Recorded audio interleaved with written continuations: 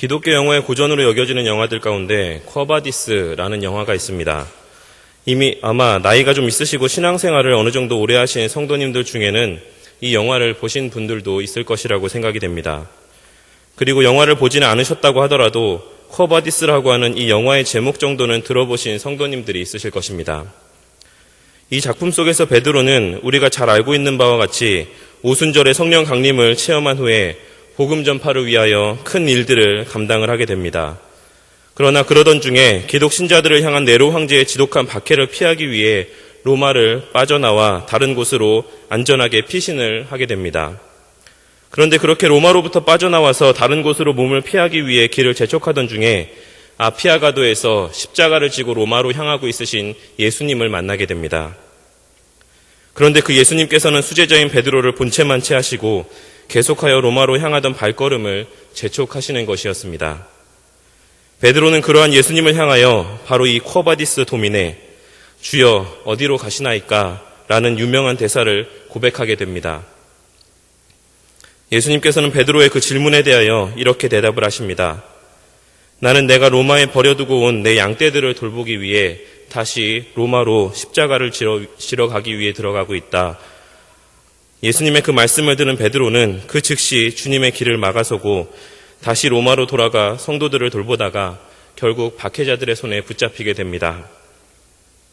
그리고 베드로는 그 박해자들을 향해서 자신을 십자가형에 처해 줄 것을 요청하며 대신 예수님과 같은 방법으로 죽을 수는 없으니 자신을 거꾸로 매달아 달라고 부탁을 하고는 그 부탁대로 십자가에 거꾸로 매달려 순교를 하게 됩니다. 물론 이 작품은 어디까지나 픽션이기 때문에 여러 허구적인 요소들이 포함되어 있습니다. 하지만 베드로가 죽음을 맞이하는 순간까지 복음을 전파하기 위하여 수고하고 헌신하였다는 사실만큼은 그 누구도 부인할 수 없는 사실일 것입니다. 오늘 우리가 함께 살펴볼 본문은 이 작품의 배경이 되기도 하는 본문이라 할 수가 있습니다. 사실 베드로는 오늘 본문 내용에서도 알 수 있듯이 처음부터 그처럼 죽음까지 무릅쓰며 복음 전파 사역을 감당할 만한 인물이 아니었습니다. 당시의 베드로는 지금의 우리와 같이 여전히 연약하고 부족한 신앙을 소유한 자였습니다. 하지만 베드로가 결국에는 순교하기까지 주의 사명을 감당하는 신실하고도 충성된 일꾼이 되어 초대교회의 역사에 큰 족적을 남기는 위대한 신앙인으로 그 이름을 남기게 되었습니다. 그렇다면 무엇이 베드로를 그처럼 담대하고도 충성된 일꾼으로 변화시킨 것이겠습니까? 주의 사명을 죽기까지 감당했던 베드로와 오늘 본문에 등장하는 베드로의 모습 사이에는 어떠한 차이가 있는 것이겠습니까? 오늘 이 시간 본문에 등장하는 아직은 연약한 베드로의 신앙의 모습을 통해 우리의 부족하고도 연약한 신앙의 모습을 돌아보고 무엇으로 말미암아 우리 또한 베드로와 같이 주님 앞에 맡겨진 사명을 죽기까지 감당할 수 있는 담대한 주의 사명자들이 될 수 있는지 함께 상고해 보기를 원합니다. 첫째로 하나님의 말씀에 대한 분명한 지식과 그 지식으로 말미암는 확신을 소유한 성도만이 주를 위하여 그 목숨까지도 내어놓을 수 있는 사명인이 될 수가 있습니다. 다 함께 본문 36절 말씀을 합독하시겠습니다. 시몬 베드로가 가로되 주여 어디로 가시나이까? 예수께서 대답하시되 나의 가는 곳에 내가 지금은 따라올 수 없으나 후에는 따라오리라. 아멘. 예수님께서는 이 땅에서의 공생의 기간 동안에 제자들에게 여러 번 예수님과 예수님의 사명에 대하여 설명을 해주셨습니다. 사람들에게는 비유로 설명을 하셨지만 마가복음 4장 34절 말씀에 기록된 바와 같이 제자들에게는 그 비유를 풀어서 자세하게 설명을 해주셨습니다. 하지만 그러한 수없이 반복된 가르침에도 불구하고 여전히 베드로는 예수님께 대하여 무지한 질문을 하고 있습니다. 베드로는 이미 예수님으로부터 수차례 그의 떠나심에 대하여 가르침을 받았음에도 불구하고 마치 그 말씀을 처음 듣는 것처럼 염려하며 예수님께 어디로 가시는지 그 행선지를 묻고 있는 것입니다. 이 질문에서 우리는 베드로가 여전히 예수님의 육체적 임재에만 너무 집착하고 있다는 사실을 깨달을 수가 있습니다. 수제자라 일컬음받던 베드로도 다른 제자들과 다를 바가 없이 예수님을 여전히 정치적인 메시아로 알고 있었던 것이며 그처럼 앞으로 왕이 되실 것이라 굳게 믿고 있던 그가 자신을 떠나 다른 곳으로 가신다는 사실은 그에게 있어 매우 중요한 문제이자 초미의 관심사가 되었던 것입니다. 예수님께서는 그러한 베드로의 무지한 질문에 대하여 화를 내지 아니하시고 차분하고도 자상한 어조로 나의 가는 곳에 내가 지금은 따라올 수 없으나 후에는 따라오리라 라고 말씀해 주셨습니다. 예수님의 이 말씀에는 두 가지 의미가 담겨져 있습니다. 첫째는 베드로가 아직 예수님의 고난에 동참할 만큼 그 신앙의 분량이 성숙하지 못하였음을 말씀하고 있는 것이고, 둘째는 아직 그가 이 땅에서 감당해야 될 사명의 분량이 남아있기 때문에 지금은 예수님을 따라 천국에 갈 때가 되지 않았음을 말씀하고 있는 것이기도 합니다. 그리고 이 두 가지 의미는 둘 중 한 편이 맞다고 보기보다는 베드로가 아직은 그 맡겨진 사명들을 감당할 만큼 신앙이 성숙하지 못하였지만 때가 되어 그 신앙이 무르익을 때가 되면 그러한 신앙의 성숙과 진보로 말미암아 주어진 사명을 다 감당한 후가 되어 그의 바람대로 예수님의 가신 그 길을 따라올 수 있을 것이라 말씀하고 있는 것이라 할 수 있는 것입니다. 어찌되었건 오늘 본문에서의 베드로는 다른 제자들과 마찬가지로 예수님의 말씀들 가운데 자신이 듣고 싶은 것들만 듣는 자였으며 자신이 이해하고 싶은 대로 예수님의 말씀을 이해하던 자였습니다. 예수님께서 앞으로 자신에게 맡기실 일들에만 모든 관심이 쏠려 예수님의 가르침이 담고 있는 참된 의미에 대한 관심도 없고 앞으로 알고자 하는 열심도 가지지 않았던 것입니다. 그렇기에 수없이 반복된 예수님의 가르침 속에서도 그에 합당한 믿음의 진보는 나타나지 않고 여전히 세상적인 가치관과 생각들로 그 말씀들을 이해하였던 것입니다. 그리고 그처럼 예수님의 말씀에 대한 분명한 지식이 없으므로 그로 말미암은 예수님에 대한 확신 또한 소유하지 못하였던 베드로는 정작 자신의 목숨이 위협받는 순간이 되자 결국 예수님을 3번씩이나 부인하고 그것도 모자라 예수님께 저주까지 퍼붓게 되는 죄를 범하게 되고 말았던 것입니다.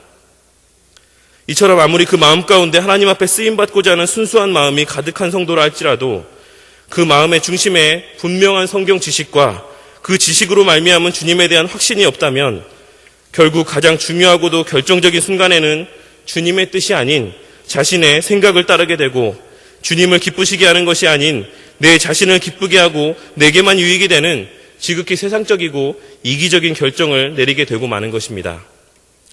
디도서 1장 66절 말씀에 기록된 바와 같이 평소에는 그 입술로 하나님의 살아계심을 믿는다 말하며 살다가도 결정적인 순간에는 행위로 하나님을 부인하고 가증스럽고 복종치 아니하고 모든 선한 일을 버리는 불신앙의 행동을 나타내 보이고 마는 것입니다. 진정 하나님의 사명을 목숨을 걸고 감당하기를 원하는 성도라면 먼저 말씀이 있는 자리를 사모하는 마음을 가져야 합니다. 주의 말씀들을 통해 예수님에 대한 지식이 자라나기를 기도하고 그 지식으로 말미암아 예수님에 대한 굳은 확신이 생겨나기를 먼저 기도해야 하는 것입니다. 내 영의 그릇에 담겨질 내용물들에 더 관심을 기울이기보다는 내가 하나님께서 맡기실 사명을 감당할 만한 그릇인가 아닌가를 먼저 돌아보고 그러한 그릇이 되기를 위하여 먼저 기도하며 말씀이 있는 자리로 나아와야 하는 것입니다. 예수님께서 베드로를 향하여 후에는 나를 따라오게 될 것이라 말씀하신 그때가 바로 말씀이 깨달아짐으로 그 말씀의 능력으로 말미암아 베드로의 영의 그릇이 하나님 쓰시기에 합당한 그릇이 될 때였습니다. 그리고 베드로는 그때가 되었을 때 자신의 생명을 주님을 위하여 그리고 그 맡겨진 사명을 위하여 주저없이 드릴 수가 있었습니다. 만약 우리 성도님들께 아주 많은 돈이 있다고 한번 생각을 해보시기 바랍니다. 그런데 어린 자녀가 자신이 돈을 벌어서 부모님께 효도하겠으니 지금 사업 자금으로 한 1억만 달라고 말을 한다고 생각해 보시기 바랍니다. 그러한 자녀의 요구에 대하여 그 돈을 주실 만한 부모가 있으시겠습니까? 일반적인 상식을 갖고 있는 부모라면 그 자녀가 아무리 그 마음의 순수한 뜻을 가지고 돈을 달라고 하는 것일지라도 그 돈을 제대로 간수하지 못할 것임을 잘 알고 있기에 달라는 대로 그 돈을 주지는 않을 것입니다. 하지만 그 자녀가 열심히 학업에 충실하여 충분히 능력이 갖춰졌다고 판단이 된다면 여건이 허락하는 한도 내에서 그 자녀의 하는 일을 위해서 물질적인 지원을 해 주실 것이라 생각합니다. 혹시 지금 우리 경영의 성도님들 가운데 아직 그 신앙의 분량은 초등학생 정도밖에 되지 않음에도 불구하고 자신의 신앙의 정도는 생각하지 않은 채 하나님 앞에 더 많은 분량으로 쓰임받고자 하는 마음만 앞서는 성도님들은 없으십니까? 매주일 선포되어지는 말씀을 통해 그 마음 가운데 영적인 능력을 갖추는 일에는 관심이 없고 그저 하나님께서 빨리 내 사업장에 물질 축복을 쏟아 부어주셔서 내가 하는 모든 일들이 내 뜻대로 형통하게 풀리기만을 기도하고 간절히 바라는 성도님들이 있진 않으십니까? 진정 하나님께서 쓰시기를 원하시는 성도님이라면 성령님의 인도하심으로 말미암아 반드시 그 마음 가운데 주님을 더 알고자 하는 마음이 먼저 가득할 것이며 매 주일 매 시간 선포되어지는 말씀들을 통해 주님이 이루시고 또한 이루어 가실 일들에 대한 굳은 확신이 날마다 자라갈 것이 분명합니다. 왜냐하면 그렇게 말씀으로 그 신앙의 그릇이 견고하게 다져진 성도만이 어떠한 상황 속에서도 흔들림이 없이 맡겨진 사명을 감당해 나아갈 수 있음을 우리 하나님께서 더 잘 알고 있으시기 때문입니다. 이러한 사실을 기억하시고 진정 주님 앞에 큰 사명을 맡아 그 사명을 끝까지 감당하시길 원하시는 성도님이시라면 때마다 시마다 내게 선포하여 주시는 주의 말씀들을 먼저 사모하는 마음을 가지고 나아오시기 바랍니다. 그리하여 그 말씀들을 통해 분명한 성경 지식을 소유하게 되고 그 지식으로 말미암아 소유케 되는 주님에 대한 확신으로 사명의 걸음 가운데 만나게 되는 그 어떤 시험과 어려움 속에서도 흔들림이 없이 그 맡겨진 크고 놀라운 사명들을 힘있게 감당케 되는 축복을 누리시는 경향의 모든 성도님들이 되시기를 바랍니다. 둘째로 자신의 능력 없음을 깨닫고 오직 주님의 능력만을 믿고 의지하며 간구하는 성도가 주를 위하여 그 목숨까지도 내어놓을 수 있는 사명인이 될 수가 있습니다. 다 함께 본문 37절과 38절 말씀을 합독하시겠습니다. 베드로가 가로되 주여 내가 지금은 어찌하여 따를 수 없나이까 주를 위하여 내 목숨을 버리겠나이다. 예수께서 대답하시되 내가 나를 위하여 내 목숨을 버리겠느냐 내가 진실로 진실로 내게 이르노니 닭 울기 전에 내가 3번 나를 부인하리라. 예수님의 지금은 따를 수 없다는 그 말씀에 대하여 베드로는 화가 났습니다. 본문에서 지금이라고 번역된 표현은 36절 말씀에서 예수님께서 사용하신 지금이라는 표현과는 다른 뜻의 표현으로 즉시, 당장이라는 뜻을 담고 있는 표현입니다. 그러니 이 말은 왜 지금 당장은 주님을 따르지 못할 것이라고 말씀하십니까? 아직도 제 마음을 믿지 못하고 있으신 것입니까? 라고 따지듯이 묻고 있는 질문인 것입니다. 그러면서 한술 더 떠 예수님을 위하여서라면 내 목숨까지도 내어놓을 수 있다는 비장한 자신의 결심을 예수님께 털어놓고 있습니다. 예수님께서는 앞선 본문에서 제자들 중 하나가 자신을 팔 것이라고 말씀하셨습니다. 그리고 예수님의 그러한 말씀이 베드로로 하여금 오늘 본문에서와 같이 자신의 신앙을 더 드러내게 만드는 원인이 되었을 것입니다. 베드로는 예수님의 그 예언의 말씀에 대하여 예수님께서 한 제자가 예수님을 배신할 것이라고 말씀하셨는데 저는 절대 아닙니다.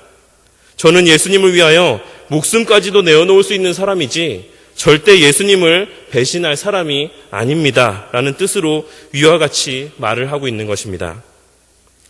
사실 베드로의 이 마음은 진실된 것이었습니다. 베드로의 이 고백은 다른 어떤 거짓된 마음이 섞여 있지 않은 진실된 고백이었던 것입니다. 베드로는 비록 예수님을 바르게 알지는 못하였지만 예수님을 진심으로 사랑한 자였으며 성경 곳곳에 기록되어 있는 그의 행동들이 예수님을 향한 그의 그러한 사랑을 증거해주고 있습니다. 하지만 그것은 결코 자신의 의지와 노력만으로 가능한 것이 아니었습니다. 그렇기에 예수님께서는 베드로를 향하여 내가 정말 나를 위하여 내 목숨까지 바치겠느냐? 하지만 너는 결국 닭이 울기 전에 3번 나를 부인하게 될 것이다 라고 말씀하고 있는 것입니다. 본문에서의 예수님의 말씀은 확정적인 선언의 말씀으로 내가 나를 3번 부인할 때까지는 결코 닭이 울지 않을 것이라는 말씀의 강조적인 표현입니다. 예수님께서는 자신의 목숨도 내어놓을 것이라는 베드로를 향하여 내가 반드시 나를 부인하게 될 것이며 그제서야 닭이 울고 아침이 올 것이라고 말씀하고 있으신 것입니다. 그리고 예수님의 이 말씀은 단 한치의 어긋남도 없이 바로 그 다음 날에 그대로 성취되어졌습니다. 예수님의 이러한 말씀 앞에 베드로는 아마도 큰 충격을 받았을 것입니다. 자신이 그렇게 자신만만하게 자신의 신앙을 다른 제자들 앞에서 호언장담하였는데 그 자리에서 예수님께서 그렇게 말씀을 하셨으니 그는 다른 제자들 앞에서 매우 수치스러웠을 것입니다. 하지만 예수님께서는 결코 베드로를 수치스럽게 하시기 위하여 이러한 말씀을 하신 것이 아니었습니다. 예수님께서는 베드로가 자신의 능력을 의지하였을 때 그 결과가 어떠할지 잘 알고 있으셨습니다. 나중에 베드로가 어떤 비참한 상황에 처하게 될지를 잘 알고 있으셨습니다. 그렇기에 후에 더 큰 수치와 절망의 순간을 맞이하게 되었을 때 그로 인하여 주저앉지 않게 하시기 위해 미리 이러한 예방주사와 같은 말씀을 해주고 있으신 것입니다. 베드로는 자신이 다른 제자들보다 더 용감하다고 생각했으며 자신은 결코 주님을 부인할 사람이 아니며 주님을 위해서라면 목숨까지도 내어놓을 수 있을 것이라 생각을 하였습니다. 그렇기에 자신의 그러한 신앙의 결단에 대해서 예수님께서 다른 제자들 앞에 칭찬해 주시길 바라고 자신의 신앙에 대한 자신감을 드러내었던 것입니다. 하지만 이 모든 생각들은 자신의 신앙에 대한 신뢰에서 오는 확신이었습니다. 자신의 신앙에 대한 자만심에서 오는 확신이었던 것입니다. 그리고 그러한 육적인 확신은 주님의 말씀 앞에 1차적으로 무너지게 되었으며 결국에는 3번 예수님을 부인하고 저주까지 하게 되므로 완전히 산산조각 나고야 말았습니다. 예수님께서는 베드로라는 자신의 수제자이자 자신의 신앙에 가장 자신만만하였던 한 사람의 모습을 통해 이 시대를 살아가는 우리에게 또한 동일한 메시지를 전해주고 있으십니다. 우리 중에 베드로보다 열심히 있고 베드로보다 더 열심히 예수님을 사랑한다 자신 있게 말할 수 있는 사람이 누가 있겠습니까? 그러한 베드로도 하나님의 능력이 아닌 자신의 신앙을 의지하고 자만하였을 때 결국 신앙의 가장 밑바닥까지 내려가게 되는 비참함을 경험하게 되었습니다. 그러니 우리는 나 또한도 언제든지 그러한 비참한 신앙의 모습에 처하게 될 수 있음을 기억하고 언제나 내 자신의 연약과 부족을 주님 앞에 고백하며 온전히 주의 능력만을 의지하는 신앙의 모습을 간구해야 하는 것입니다. 사실 많은 성도들이 하나님의 능력을 의지한다 말하면서 자신의 신앙의 능력을 더 의지하는 신앙생활을 합니다. 자신이 정말 하나님을 의지하는 신앙인인가, 자신을 의지하는 신앙인인가를 구별하는 가장 쉬운 방법은 사람들이 내 신앙을 칭찬할 때 그것으로 인한 기쁨이 주님께 대한 감사로 이어지고 주님 앞에 더 겸손한 신앙의 모습으로 이어지는가, 그렇지 않은가를 생각해 보시면 됩니다. 만일 그러한 칭찬들이 내 기쁨으로만 여겨지고 점점 그러한 칭찬들과 좋은 평판만을 의식하면서 교회 일에 열심을 내게 된다면 그것은 내 능력을 의지하는 이기적인 신앙의 모습이며 베드로와 같이 넘어질 수밖에 없는 열심임이 분명합니다. 그리고 우리는 우리의 그러한 마음들을 반드시 경계하고 또 경계해야 하는 것입니다. 오늘 이 시간 자신의 신앙을 과신하고 다른 이들 앞에서 자신의 신앙을 인정받기를 원했던 베드로의 신앙의 모습이 결국에는 비참한 결말로 끝맺음하게 되었음을 마음에 깊이 새기시기 바랍니다.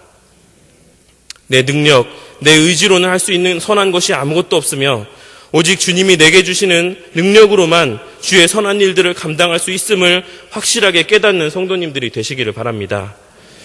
또한 주께서 능력 부어주심으로 맡겨진 일들을 감당케 되었을 때에 그것을 내 능력으로 오해하여 주님의 영광을 도적질하는 죄를 범치 아니하는 우리 경양의 성도님들이 되시기를 바랍니다.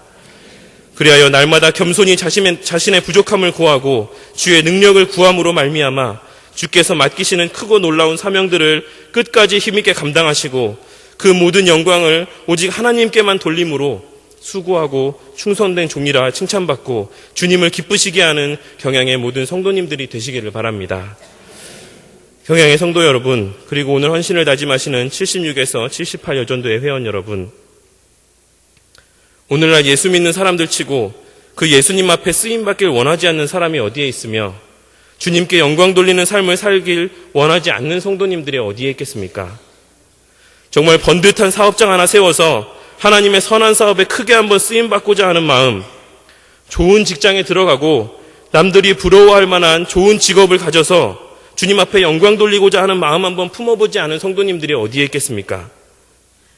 하지만 그 일을 감당하기 위해서 성도님들이 지금 하고 있는 노력은 무엇입니까?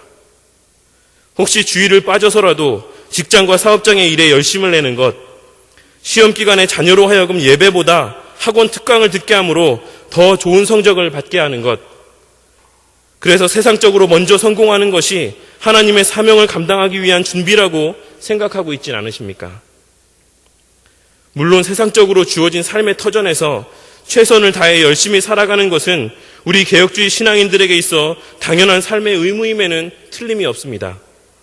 하지만 그러한 세상적인 일들에 대한 열심이 말씀에 대한 열심을 앞서서는 안 되는 것이며, 그로 말미암아 주어지는 세상적인 능력들이 주의 일을 감당케 만들어주는 조건이라고 생각하게 되어서는 안 되는 것입니다.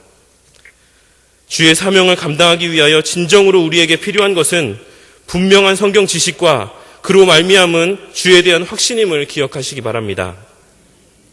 내적인 믿음의 견고함이 없이 겉으로 드러나는 외적인 모습들에만 치중하는 신앙의 모습은 결국 내 신앙을 더 자만하게 만들고 교만하게 만들 뿐이며, 결국은 베드로와 같이 결정적인 순간에 행위로 주님을 부인하게 되는 결과를 초래하고 말 것입니다.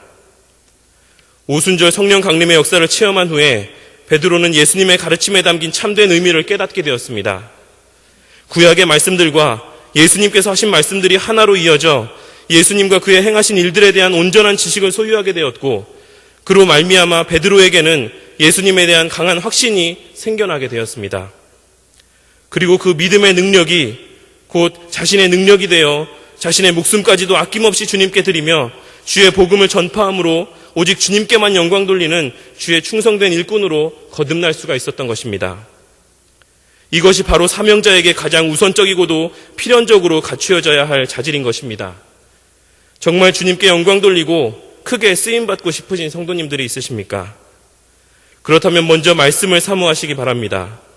주의 말씀이 내 마음 가운데 능력이 되어 주를 믿는 그 마음이 확신으로 변하게 되길 기도하고 그분의 능력만을 구하는 성도님들이 되시기를 바랍니다. 때마다 선포되어지는 말씀들로 말미암아 그 신앙의 그릇이 견고하여지고 온전하여져서 주의 크고 놀라운 사명들과 그 사명 감당할 능력을 부음받는 은혜를 받아 누리시는 성도님들이 되시기를 바랍니다. 그리하여 각자의 주어진 처소에서 그 목숨이 위태로울 정도의 그 어떤 어려움이 닥친다고 할지라도 흔들림이 없이 주에 맡겨진 사명들을 힘있게 감당하며 나아가는 경향의 성도님들이 되심으로 오직 그 모든 영광을 주님께만 온전히 돌리게 되는 경향의 성도님들과 오늘 헌신하시는 76, 77, 78 여전도의 회원분들 되시기를 간절히 바랍니다.